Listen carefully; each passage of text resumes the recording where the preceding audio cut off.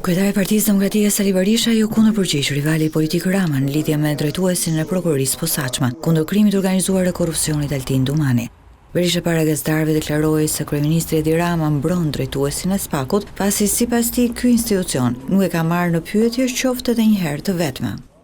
Ai edhe këpucë duhet t'i fshijë Altin Dumanit. Berisha përsëriti akuzat ndaj drejtuesit të SPAK-ut Altin Dumani se po amniston kryeministrin Edi Rama për disa prej projekteve të cilat sipas tij janë më korruptive të viteve të fundit.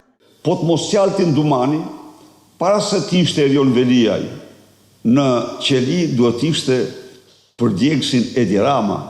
Ai duhet të bëj nga mëngjesi gjërndar, lavde, elozhe dhe t'ilpijet Altin Dumanit, sepse qëndron aty pikrisht se Altin Dumani është bërë mburoj e këtyre vjedhjeve, këtyre krimeve.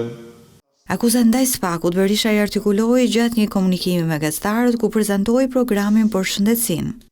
Një reformë e thellë shpejt dhe gjithanshme, në të cilën ka një synim dhe vetëm një synim.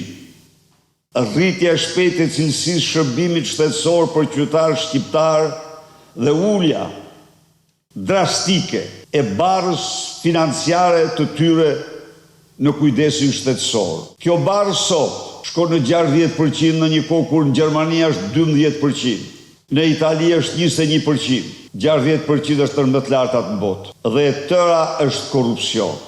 Kryetari i Partisë Demokratike Sali Berisha deklaroi se të gjitha koncesionet në sektorin e shëndetësisë do të anullohen pasi sipas tij janë korruptive.